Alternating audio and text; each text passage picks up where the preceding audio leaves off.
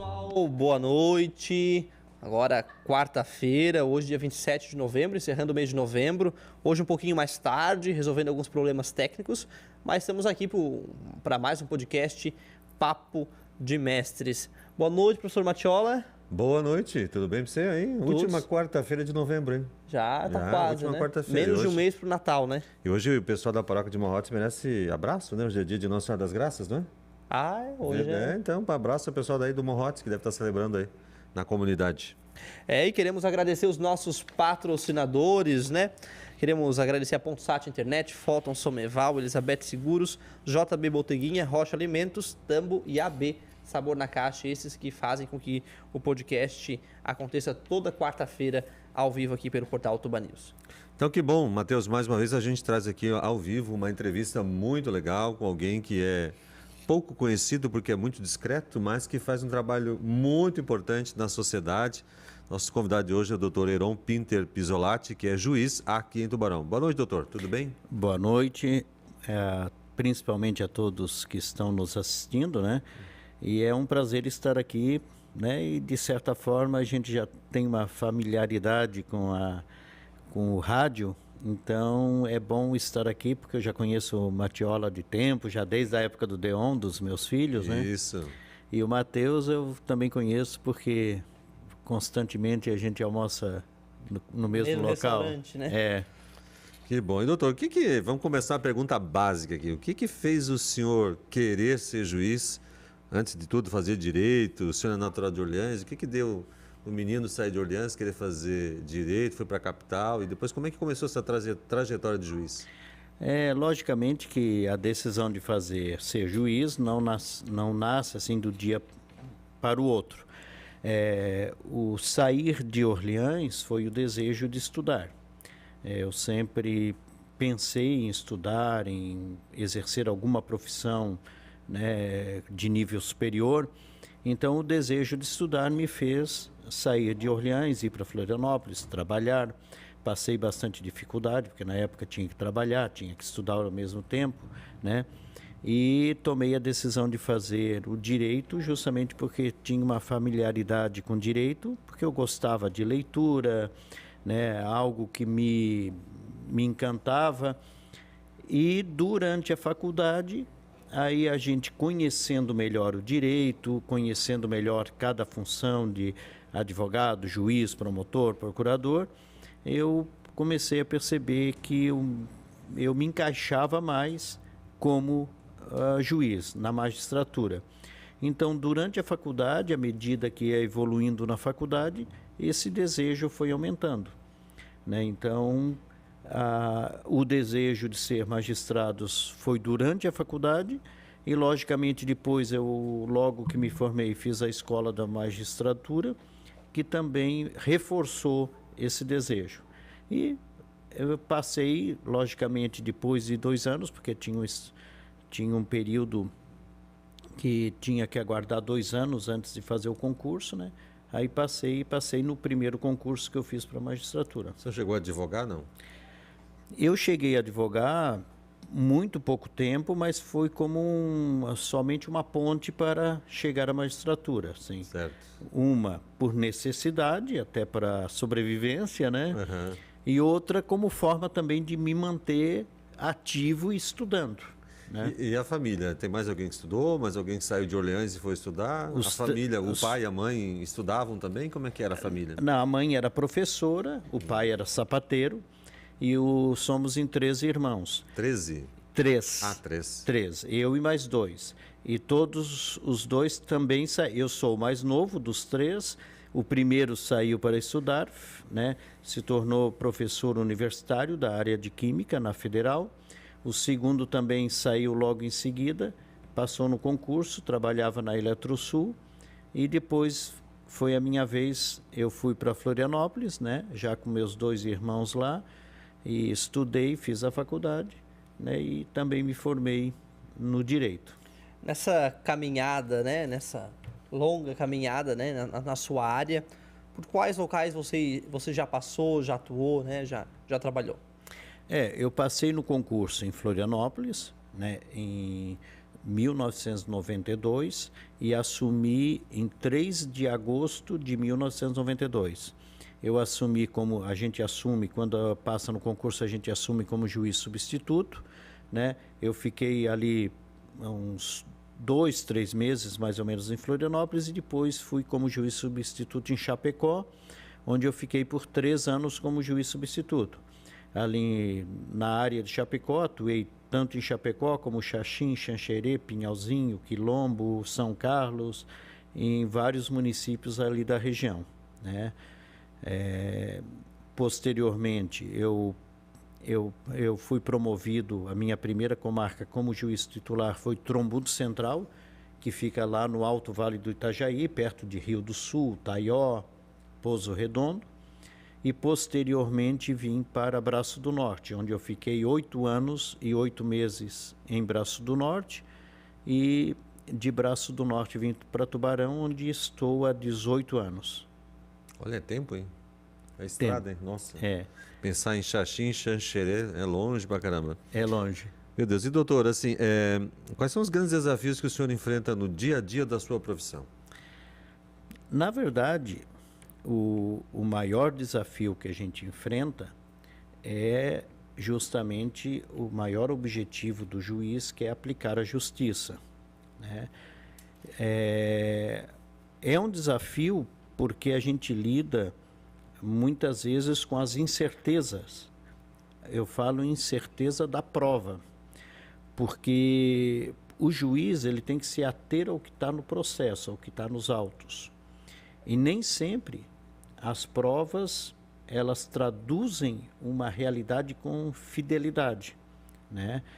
Então, essa dificuldade que a gente tem de avaliar essa prova e muitas vezes tentar aplicar da melhor forma o direito, aplicar a justiça, é uma das maiores dificuldades que a gente tem, né? Mas, embora seja uma dificuldade, logicamente, com os anos, com o tempo, a gente vai adquirindo uma experiência e, no início, a gente é muito teórico, estudioso, mas depois, com o tempo, a experiência vai contando muito, né? Então, a experiência nos ajuda muito a tomar decisões. Mas tem uma pressão também, né? Tem uma pressão que imagino que deve exercer diante do juiz, sobretudo quando os casos são mais complexos. Então, como é que essa pressão também, pensando na responsabilidade que a sua decisão tem sobre a vida das pessoas? Porque uma decisão sua vai impactar muitas vezes diretamente numa família, numa empresa, empregos, enfim, várias situações. Como é que o senhor lida com isso? Claro que o senhor meio que já respondeu dizendo que a experiência de vida, 60 anos, isso? 60 anos de idade e 32 anos de magistratura. Então já dá para ter uma experiência e saber o que fazer. Com certeza. Eu acho que a experiência nos habilita a tomar decisões com mais segurança, com mais garantia, né? Lógico que é uma responsabilidade decidir a vida das pessoas, decidir a vida de uma empresa, de empregos, de um município, de uma população. Então, a responsabilidade é muito grande. Mas, para isso que o juiz estuda muito, porque passar no concurso para juiz não é algo tão fácil, tem que se dedicar, estudar muito, tem que se preparar, e, logicamente, que o objetivo é fazer o melhor. Embora nem sempre existem as falhas humanas, né? Mas nem sempre a gente pode conseguir, mas o objetivo é sempre fazer o melhor. E, logicamente, pensando nisso, por isso que se criou as intrâncias, ou seja, uma decisão de um juiz, ela pode ser revista pelo tribunal, justamente por isso, para ter a garantia que o tribunal vai ver se por acaso não houve um equívoco, não houve uma interpretação equivocada, né?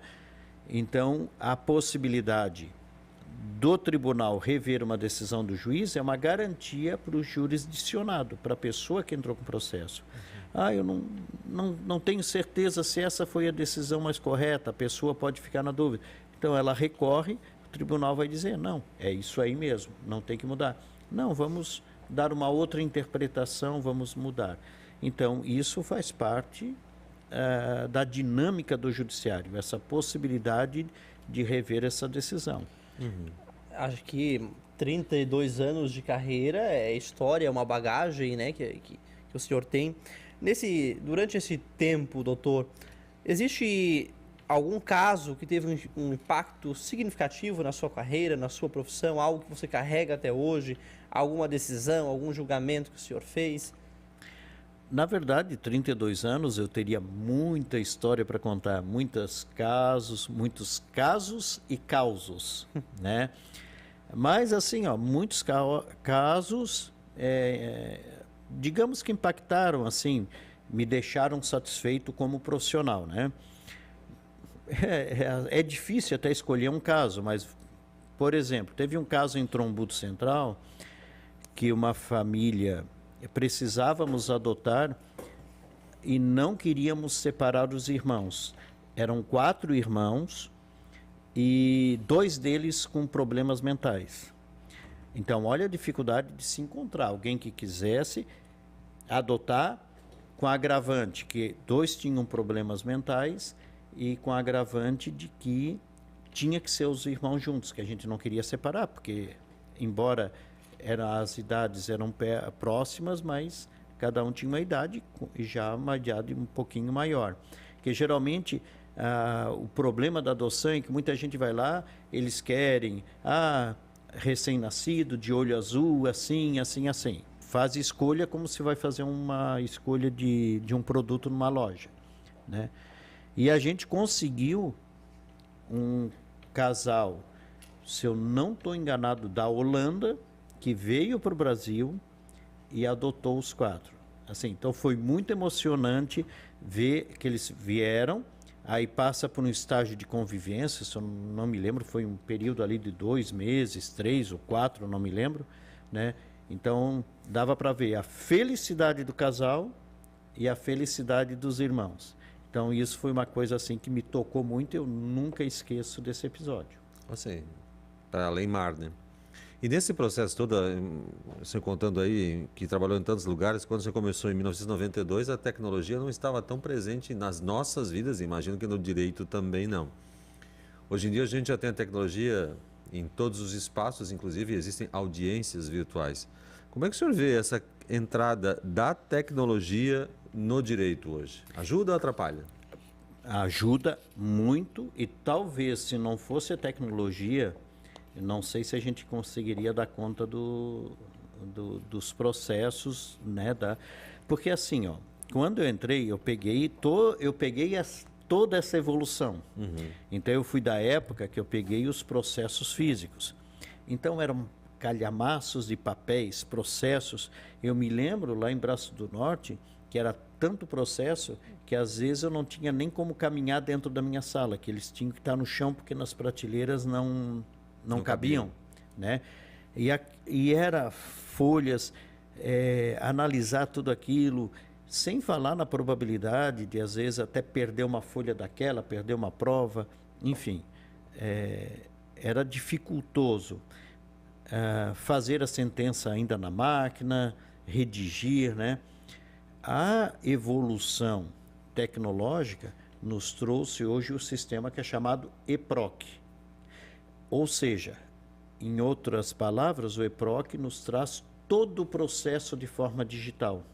Então, chega na sala do juiz, não tem nada físico, só tem o computador. O processo está todo ali digital. Então, isso foi uma evolução muito positiva para o judiciário. Foi uma evolução porque hoje o processo anda mais rápido, o processo é mais limpo, inclusive em termos de ambiente, né, ecológicos, porque é menos papel, menos caneta, enfim, né? E hoje a gente não conseguiria mais se imaginar sem a tecnologia. E ela está, assim, numa evolução.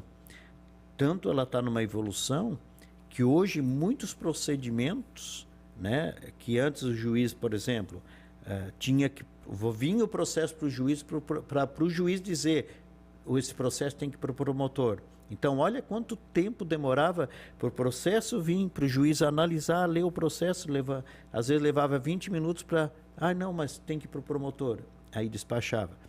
Então, hoje, muitos são automáticos, já vão de forma automática, eles já têm um encaminhamento automático, que poupa trabalho, dá mais tempo para analisar coisas mais importantes. Nós comentávamos aqui nos bastidores, né? Hoje o doutor ele faz parte da Justiça Eleitoral e às vezes as pessoas acham que é um mar de tranquilidade, né? Porque olham de fora. O doutor comentava que é uma quantidade imensa, na verdade, né? Isso é muito, muito trabalho.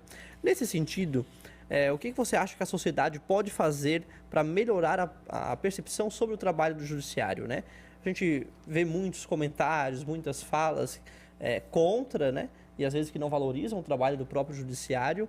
O que você acha que pode ser feito para que a sociedade mude essa visão?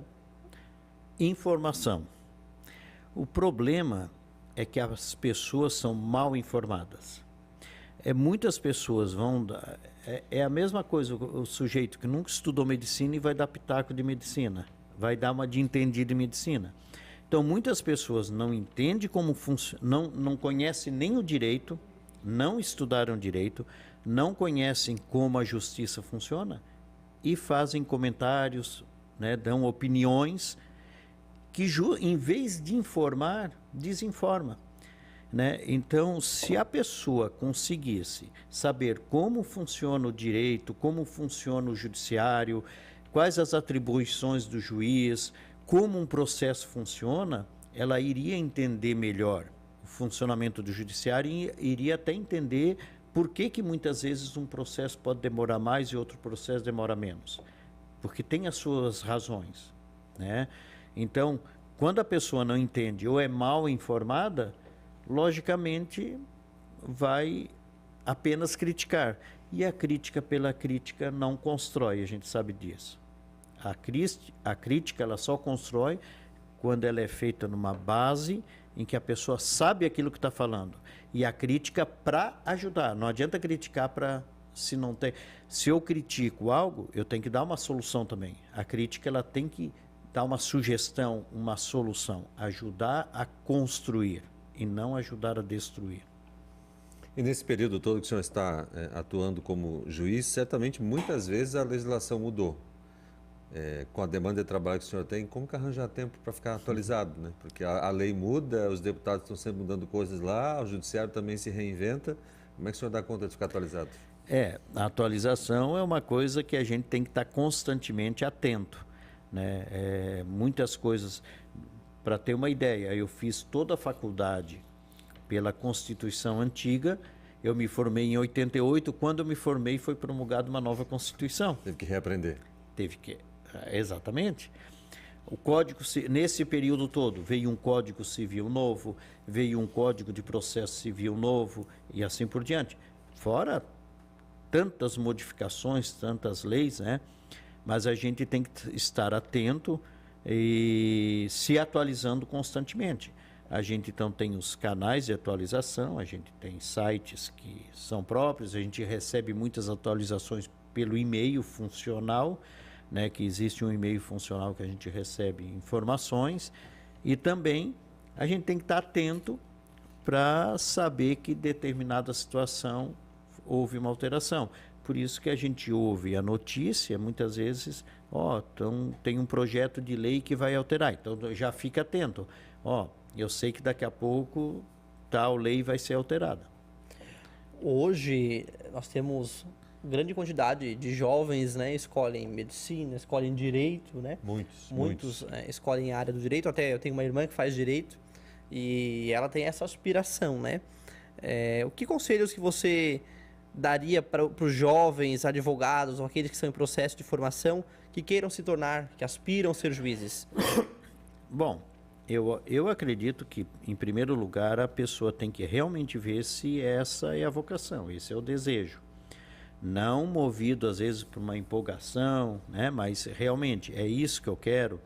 Então, o que teria? Primeiro, conhecer efetivamente qual é a função do juiz, para ver se é realmente aquilo que se enquadra na habilidade, no desejo da pessoa. Então, acho que primeiro é conhecer. Segundo, estudar muito. Tem que estudar bastante, né? Se formou, tem que continuar estudando, né? Tem que continuar se atualizando e estudar bastante. E, de preferência, caso consiga fazer uma escola da magistratura, fazer um curso, para ir sempre se reciclando e se atualizando, né? Mas o estudo é importante. O senhor falou assim de conhecer bem o papel do juiz e imagino, né? Quem estuda direito sabe, mas a população que não é formada em direito não sabe a distinção. O que faz o juiz? O que faz o promotor? Então, o juiz é membro do Poder Judiciário. Então, nós temos, né, o executivo, exercido pelo prefeito, governador e presidente. Certo. O legislativo, que é a nível municipal a Câmara, a Assembleia Legislativa Estadual dos estados e a Câmara e o Senado, que é o Congresso Nacional. E o judiciário é exercido pelos juízes de direito, pelos tribunais de justiça, pelo Superior Tribunal de Justiça e pelo STF, Supremo Tribunal Federal. Aí tem também os juízes do trabalho, juízes federais, juízes militares, né, das justiças especializadas, né? Mas qual a função do juiz? A função precípua do juiz é dirimir os conflitos, as lides entre as pessoas, dirimir os conflitos. Em outras palavras, a função do juiz é julgar. Então, se pudesse resumir qual é a função do juiz, é julgar. Julgar o quê? Julgar as lides, as contendas da sociedade. Então, o que a sociedade não consegue resolver, né? Não há um acordo, não há um consenso, então eles pedem ao judiciário resolver essa lide, essa contenda. Então, a função do juiz é, de certa forma, julgar, isso é uma função precípua do juiz, mas também, de certa forma, apaziguar os ânimos, não só das partes, mas da sociedade, né?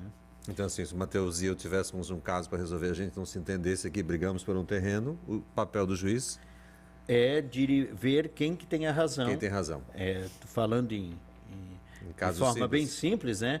É ver, o juiz vai analisar os teus argumentos, vai analisar os argumentos da outra parte, vai analisar as provas que uma parte trouxe, a prova da outra, e vai analisar dentro do direito, dentro da lei, quem tem a razão.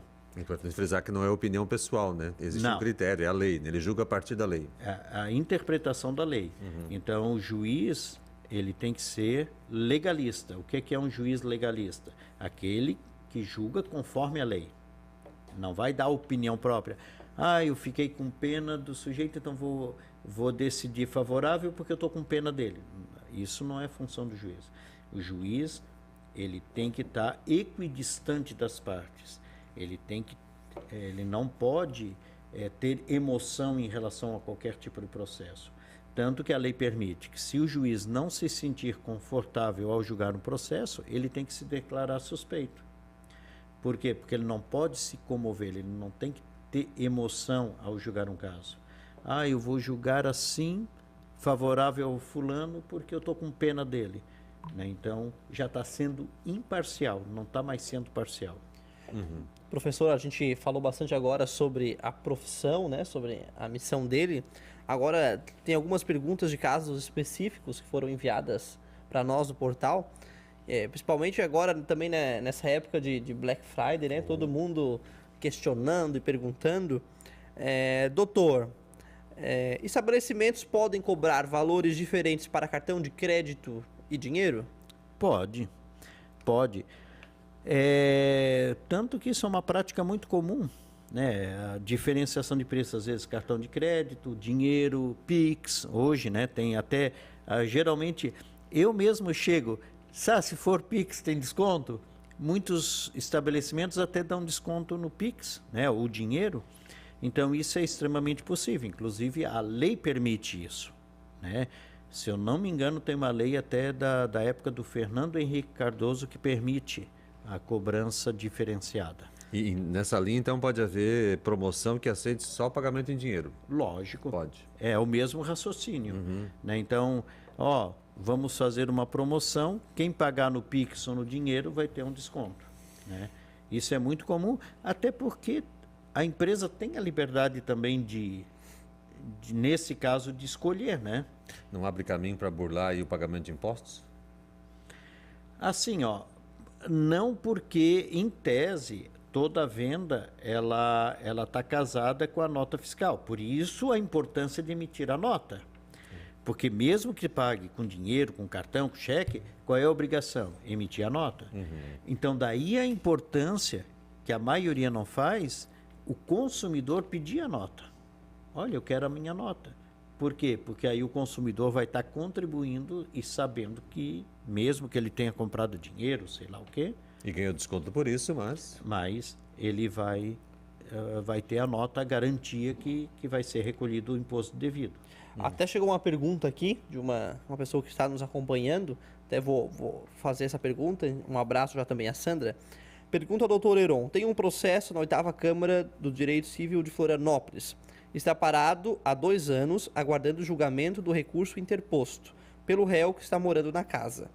Esse processo trata da compra de um imóvel adquirido em leilão extrajudicial, onde o próprio doutor Heron já julgou procedente todos os trâmites da compra, validando o leilão, porém atrelou a carta de arrematação ao trânsito em julgado. Minha advogada já peticionou tutela antecipada, mas o processo está parado. O que posso fazer para que saia esse julgamento mais rápido, visto que já paguei todas as parcelas do leilão e não posso usufruir da casa? Bom, se o processo, por lei, eu sou proibido falar de processo em andamento, principalmente que está comigo. Mas como o processo está no tribunal, está aguardando julgamento, né, eu aconselharia o quê? O advogado ir pessoalmente lá no tribunal, conversar na assessoria do desembargador, que tem o relator, que é o relator que marca a data de julgamento, que normalmente ela é feita, né, numa sessão do grupo de câmaras. Então, de repente, pedir para o advogado ir até Florianópolis, no tribunal, conversar para pedir agilidade.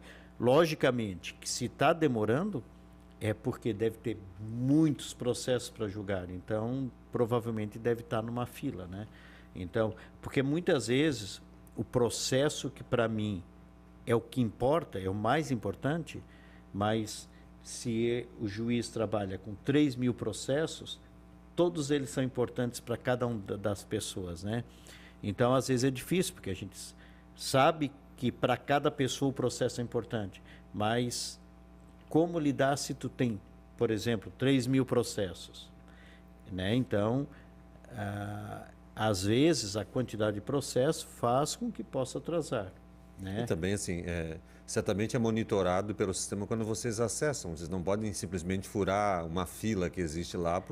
Não. Existe um monitoramento, né? Inclusive existe uma resolução do CNJ, né, que justamente para que não haja favorecimento, essa resolução ela determina que haja uma fila de processos para julgamento.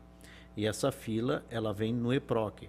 Então, em tese, o juiz tem que obedecer aquela fila, salvo situações, né? Por exemplo, um processo de idoso, aí dá prioridade. Às vezes um processo que envolve uma criança, que envolve questões. Então, o juiz vai analisar se aquele processo ele tem uma prioridade, caso contrário, ele vai julgar de acordo com a fila. A fila. Muito bem. Uma pergunta que veio também aqui, Matheus, né? Filhos fora do casamento podem receber herança? Filho é filho. Todos os filhos têm direitos iguais. Eu acredito que seja a seguinte situação. A pessoa é casada, constitui uma família, né? Tem 3 filhos, por exemplo, e tem um filho fora do casamento. Para ele, é filho igual. Vai ter o mesmo direito daqueles filhos cujo casamento ele mantém. Então, vai ter os mesmos direitos. Ainda nesse sentido, né, de filho, né? Em caso de não haver herdeiros, com quem fica a herança? Então, até antes de responder, é importante até esclarecer assim, ó. A lei estabelece os herdeiros necessários. O que é necessário? Obrigatórios. Não tem como ser diferente, porque a lei estabelece descendentes, que são os filhos, netos, ascendentes, pais, avós, e o cônjuge sobrevivente. São os chamados herdeiros necessários. Então, se tem herança, eles são obrigados a ser herdeiros, salvo uma hipótese de deserção, por exemplo. O filho atentou contra a vida do pai, tentou matar o pai. Pode ser deserdado, aí ele perde o direito. Fora isso, ele vai ter o direito. Se não há herdeiros necessários, pode ser os colaterais, pode ser um irmão, um tio, um sobrinho, né? Mas digamos que ele não tenha descendentes, ascendentes, ele já era viúvo, não tem irmãos vivos, não tenha tio, sobrinho, a pessoa que... E pode acontecer realmente que a pessoa... É raro, mas não tem família. Na hipótese de não ter ninguém e não ter deixado testamento, porque ele pode deixar um testamento, não tem ninguém, mas deixou um testamento para o Mateus. Então, o herdeiro quem é? É o Mateus, né? Mas digamos que não tem herdeiro nenhum e não tenha testamento. Aí, se for um terreno do município, o imóvel vai para o município. Se for um terreno que está em área federal, aí vai para a União. Aí quem, entre aspas, herda, ou é o município ou é a União. E se tem herdeiro, na verdade, se a pessoa tem um herdeiro, mas fez um testamento deixando para outra pessoa? Depende. Se ele tem herdeiro necessário, digamos que ele tenha filhos, ele só pode fazer testamento de 50%, porque os outros 50% obrigatoriamente são dos filhos. Agora, se ele não tem nem descendentes, nem ascendentes e nem cônjuge, aí ele pode fazer o testamento dos 100%. Aí ele pode deixar para quem ele quiser. E no caso de divórcio, outra pergunta aqui. Com quem fica a guarda dos filhos? E hoje em dia até dos pets. Então, antigamente era muito comum, isso era corriqueiro, né? Os filhos ficarem com a mãe. Hoje não tem mais essa obrigatoriedade. Os filhos podem ficar tanto com a mãe ou com o pai. Vai depender com quem os filhos vão ficar melhor. Mas também hoje tem o que a gente chama de guarda compartilhada. O que é a guarda compartilhada? Os dois ficarem com a guarda. Então pode ficar um tempo com o pai, um tempo com a mãe, né? Fazer uma guarda que não haja necessariamente aquela coisa, tá só com a mãe e o pai só vem pegar final de semana para passear. Não é isso. Guarda compartilhada é aquela que é exercida por ambos, né? De que forma? Aí ou vai ser feito um acordo para saber de que forma compartilha, ou o juiz vai determinar a forma. Né? Mas então, hoje em dia, não tem mais aquilo que de antigamente. A criança vai ficar com a mãe. Vai ficar, pode ficar com o pai, pode ficar com a mãe, ou com os dois. Já existem pesquisas que mostram os efeitos dessas decisões? São positivas ou negativas para a criança? Para a criança é muito positivo, porque o maior problema que a gente enfrenta, e eu enfrentei muito isso na minha carreira, é justamente a briga. Quando os pais estão se separando, eles brigam, ficam magoados, um quer fazer pirraça para o outro, um quer magoar o outro e põe a criança no meio.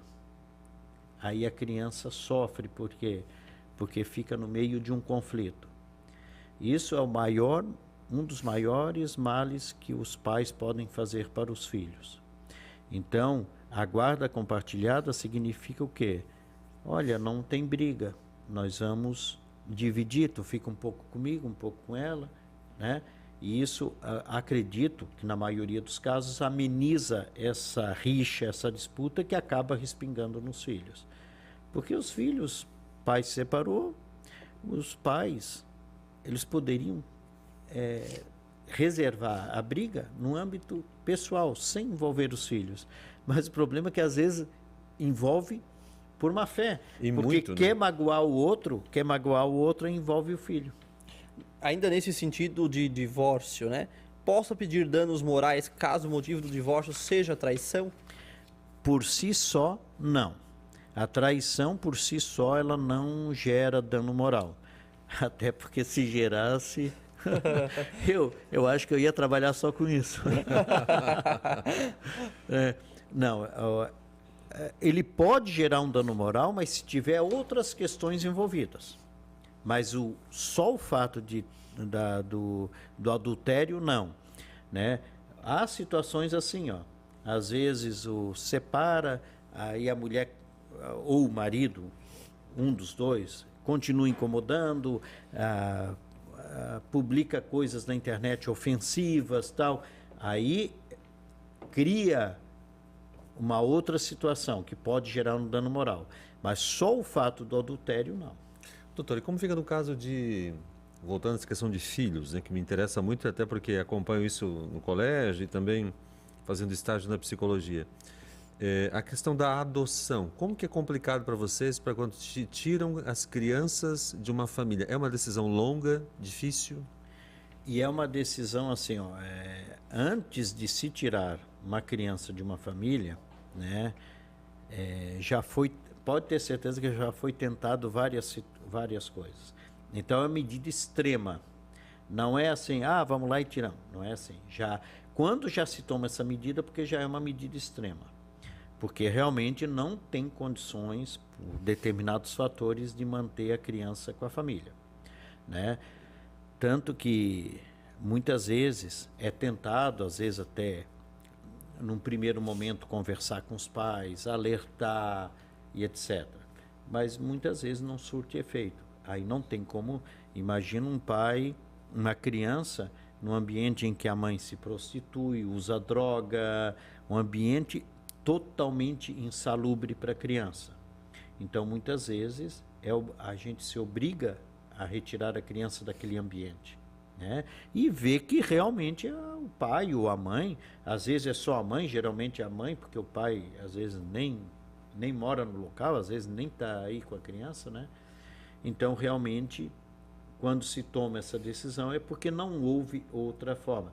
Às vezes, a mãe não pode, mas a avó mora na mesma rua, mas a avó pode. A avó é uma pessoa que consegue, que tem uma boa índole, que tem...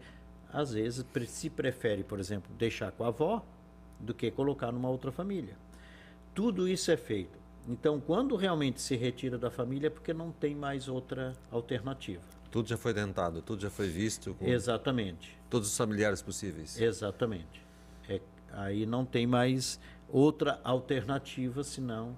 E é bom entender que não é uma decisão arbitrária do juiz, tem assistentes sociais que ajudam, os psicólogos, né? Tudo isso passa por estudo social, né? É feito visita familiar, é feito análise com psicólogo, né? O promotor analisa o caso. Então, não é uma coisa assim imediata. Isso passa por todo um processo, porque antes de tirar a criança se verifica se há condições de solucionar aquela situação para que a criança possa permanecer no seio da família. Uhum. Agora, no sentido, doutor, de imóvel, né? A gente trabalha nessa geração de investimentos, né? Todo mundo quer investir, todo mundo compra apartamento para alugar, compra terreno para alugar. Quais são os principais pontos que devem conter nos contratos, né, de compra e venda ou até mesmo de aluguel de um imóvel? Assim, um contrato de compra e venda de um imóvel envolve tantas questões que seria assim até difícil dizer tudo que é necessário, né? Primeiro ponto que é importante é fazer um contrato bem elaborado. Porque muitas vezes chega para a gente, não só contrato, porque pode ser um contrato de compra e venda de um imóvel, mas existe N tipos de contratos. Quando o contrato é mal feito ou ele não é claro em algumas questões, vai dar trabalho para quem? Para nós, na hora de julgar. Que a gente tá ali, não é claro, não define corretamente o que eles querem contratar. Aí a gente vai ter que dar uma solução, vai ter que interpretar para ver o que é que se consegue extrair daquilo ali. Então, o primeiro ponto é fazer um contrato bem elaborado, que abranja todas as questões. Um contrato de compra e venda que esclareça e defina bem o imóvel, né? Defina questões como preço, pagamento, cláusula, se não pagar, vai ser à vista, vai ser a prazo, vai ser financiado, se não pagar, o que é que acontece? Vai botar uma cláusula resolutiva para resolver o contrato, ou vai, enfim, todas essas questões têm que ser pensadas. O que eu digo assim, quando a pessoa vai fazer um contrato, o que é melhor? É contratar um advogado ou alguém que conheça para que elabore um contrato, ajude a elaborar um contrato bem feito que abranja todas as questões, porque senão vai ter problema lá na frente. Se alguma coisa acontecer, vai desembocar lá no judiciário, né? Então é importante. Então, assim, Matheus, são tantas coisas que tem que ser lembradas dentro de um contrato que seria difícil.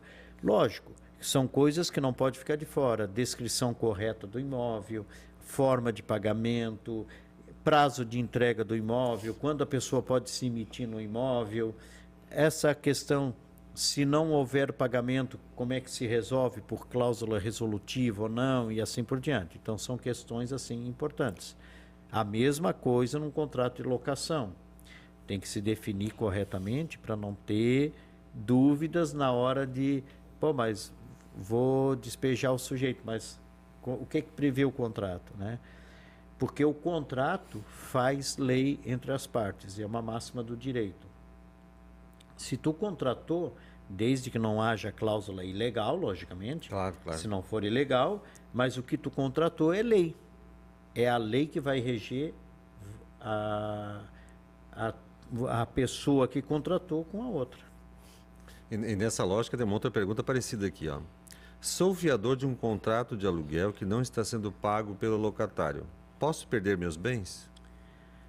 A possibilidade existe, mas veja bem, o fiador, ele é tão responsável quanto a pessoa que assinou o contrato. Então, até é importante que se diga, é bom pensar duas vezes quando assinar de avalista ou fiador de alguém, porque a responsabilidade vai ser igual. E pelo contrário, se vê que o outro é insolvente, que não tem nada, vai vir em cima do fiador ou do avalista a responsabilidade. E muitas vezes acontece isso. Às vezes o avalista é bom, tem condições financeiras, já vão direto no avalista. Só que tem que ver o seguinte, pode perder bem? Lógico, pode, porque uma eventual execução pode penhorar bens. Claro, o que é que vai estar protegido? O bem de família. Então, o bem de família é protegido. Se a pessoa, por exemplo, tem uma casa de moradia, ele é considerado bem de família, que é protegido pela lei. Mas pode perder um carro, um terreno, um outro imóvel? Pode, eventualmente, se a dívida não for paga. Até teve uma pergunta também nesse sentido, de uma pessoa que mora, até mandou aqui pelo nosso Instagram agora, ela mora de favor, né? Ela foi morada de favor em um terreno cedido pela família. Até vou abrir aqui, em um terreno cedido pela família. E a família, os herdeiros, assim dizer, queriam pegar esse terreno de volta, era de uma irmã, e sendo que ela está há 20 anos no terreno. Certo, quero entender que o proprietário faleceu, o proprietário do terreno da casa faleceu, tinha cedido para essa pessoa morar, ela já está há 20 anos e agora os filhos querem tomar esse terreno. Como proceder nesse caso? Bom, aí tem que ver a que título ela estava no imóvel. Se era um aluguel, uma locação, se era uma simples permissão. Por exemplo, vamos imaginar que a pessoa, ele permitiu. Não, tu pode morar ali o tempo que tu quiser, né? Não alugou, não cobrou aluguel, nada. Então pode ser que ela já tenha direito ao uso capião, né? Aí quem tem que correr atrás é ela, pedindo uso capião. Mas vamos supor que existia um contrato. Aí o contrato pode não dar direito ao uso capião. Aí os herdeiros têm que entrar com uma ação. Se for um contrato de locação, entrar com uma ação de despejo. Se for um outro tipo de contrato, aí tem que ver qual é o tipo de ação condizente, uma reintegração de posse, enfim, né? Uma emissão de posse. Mas tem que ver esse fator. A que título a pessoa estava? Se era de aluguel, se era um arrendamento, por exemplo, se era uma simples permissão. Se foi uma simples permissão, acredito que ela teria direito já ao uso capião. Que complicado isso, né? Melhor alugar então, e tudo com um contrato bem claro. Com um contrato. Por isso que a gente sempre fala, dá muito problema. Se o professor Matiola me permitir passar o verão no apartamento Laguna, não tem problema. Não vou permitir, não vou permitir. Fazer um contrato bem no feitinho. No outro ano a gente já faz uso, já peço pro doutor Heron fazer o uso capião. Principalmente, o que a gente muito vê assim, e dá problema, é compra e venda de carro. Só na confiança. Não faz um contrato, não faz nada. Isso dá muito problema. Sempre não dá. Transfere o documento. Aí não transfere, aí começa a aparecer multa, aí não tem contrato para saber o que é que eles contrataram, o que é que ajustaram. Então, mesmo que seja uma compra e venda de um carro, o que é o correto? Fazer um contrato, prevendo tudo. Ó, a partir de tal data o carro já não me pertence mais, se aparecer multa sim, se tudo ajustado, para não se incomodar. Geralmente as pessoas não fazem porque dizem, vou pagar mais isso. Mas é mais barato pagar isso no começo do que ter que pagar depois, né?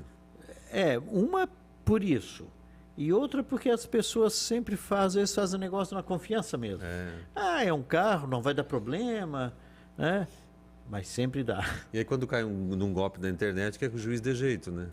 Aí não tem o que fazer. Aí às vezes cai num golpe. Eu já peguei caso, a pessoa fez todo o negócio pela internet, pagou sem ver o carro. Nossa.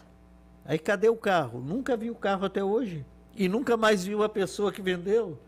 Então assim, tem que tomar cuidado.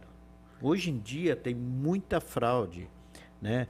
Não passar nenhum dado por WhatsApp, pela internet. Quando faz ligação, tem um problema aqui no banco. Tá bom, então eu vou lá no banco ver. Pega e vai na agência. Tira a dúvida. Né? Então as pessoas parecem que são muito ingênuas, né? Hoje eu ainda recebi um e-mail, sua CNH, um e-mail não, um SMS, né? Sua CNH está trancada no Detran, clique no link para resolver já, né? E as pessoas, às vezes, na inocência, acabam clicando e depois querem que também a justiça dê jeito, né? E a gente sabe que o processo não é assim, né? Exato. É de banco, é de telefonia, é Detran. Hoje eles inventam muitas coisas para fraudar, né? Então tem que tomar muito cuidado. Olha, teríamos assunto uma noite inteira ainda, né, Matheus? Com certeza, Meu Deus né? do céu. Pergunta de direito, todo mundo tem mundo quer curiosidade saber, de né? alguma coisa, né? Todo mundo, querendo ou não, tem alguma situação que já pensou que pode ser resolvida, que tem que resolver, né? E a gente sabe que é um campo bastante amplo. O juiz, hoje, ele também, o doutor Heron, ele faz parte da justiça eleitoral, né? Então, esse ano foi ano de eleição, acredito que foi bastante corrido. Pode contar para nós como é que foi essa experiência de estar na justiça eleitoral? A gente sabe que a gente vive em uma política um pouco polarizada, né? Então, o papel do juiz também de decidir, de cobrar, de atuar. Como é que foi essa eleição aqui em 2024? Olha, a eleição agora, essa eleição municipal, considerando que foi a minha 10ª eleição que eu participei, que eu já participei de 10 eleições, né? Foi até relativamente tranquila. Sempre é possível haver problemas, até porque eu trabalhei na 33ª zona, que engloba, além da margem direita do Tubarão, Jaguaruna, Pedras Grandes, 13 de Maio e Sangão. Então, logicamente que sempre existia uma denúncia, uma representação, problemas vários, muitos deles, ou a maioria, ninguém fica sabendo, porque são muitas coisas, e vários deles, logicamente, que divulgados pela imprensa, né? Mas, de uma forma geral, a eleição foi tranquila. Mas, na última semana, especialmente, antes que anteceder a eleição, foi correria mesmo. Foi muito... A gente não tinha quase tempo de respirar. Mas, assim, faz parte, e como eu acho que a gente já tem uma experiência em eleição, a gente consegue dar conta do recado. Isso sem falar que o juiz eleitoral não se desvincula da vara. Então, eu sou titular da terceira vara civil e continuo atuando paralelamente ao eleitoral na terceira vara. Então, eu não me desvinculo. Então, na verdade, aumenta o trabalho, porque continuo tendo que dar conta do trabalho na terceira e ainda mais o trabalho do eleitoral. E agora acompanhar os processos que vieram da eleição? Sim, tem gente que, para a maioria das pessoas, a eleição acabou. Para nós, não, porque para nós os processos continuam. Né? Tanto que a gente, à medida do possível, vai dando vazão. Né? Aquelas reclamações, aquelas representações, vai ter que ser dado um destino. Ou julgando improcedente, ou procedente, ou aplicando multa, ou enfim. Dependendo da situação, vai ter o seu desfecho. E quando se entende que uma titulação deve ser cassada ou nem acontecer, é vocês que fazem ou vai para o tribunal? No caso da municipal, é pelo juiz. Se fosse uma eleição estadual, seria pelo Tribunal Eleitoral. Quando é federal, aí direto no TSE. Complexo. Muito bem. Estamos, conversa boa, né? Poderia ficar 2 horas de programa aqui. E é bom que o entrevistado tem as respostas na ponta da língua. Na ponta da língua, Nossa, nem titubeia para responder, gente. Queremos agradecer a vocês que estão nos acompanhando, os nossos patrocinadores, né? A Ponsat Internet, Fóton Someval, Elizabeth Seguros, JB Boteguinha, Rocha Alimentos, Tambo e AB Sabor na Caixa, que apoiam, na verdade, né, o nosso podcast. A semana que vem nós vamos ter música, né? Iniciando o mês de dezembro, vamos ter um músico aqui, Henrique Pereira, que é um jovem aqui da nossa cidade, e estará conosco aqui, iniciando o mês de dezembro, e quem sabe tocando algumas músicas natalinas e também ver a experiência. Conheci o Felipe, Henrique, com 6 anos. 6 anos. E agora está entrevistando. Olha só, que legal. Ele é primo da minha esposa, então peguei no colo quase. Queremos agradecer também ao Dr. Heron por aceitar o nosso convite, de estar aqui, de responder aí na ponta da língua esses nossos questionamentos e estamos sempre à disposição também. Eu que estou à disposição, agradeço o convite, né? E sempre que possível a gente está sempre à disposição. E quero desejar sucesso aí no programa, né? E eu acho que o programa de vocês é muito bom, muito interessante. Obrigado, doutor. Felicidade pelo seu trabalho. Obrigado também a todos vocês que nos acompanharam. Por favor, publique aí, compartilhe. Se você gosta do nosso programa, todas as semanas nós estamos aqui, queremos levar a você informação. E se você tem sugestão de temas, de entrevistados, é só deixar ali o recado que a gente vai avaliar a possibilidade de convidar as pessoas sim. Boa noite para você, grande abraço. Boa noite, até quarta que vem.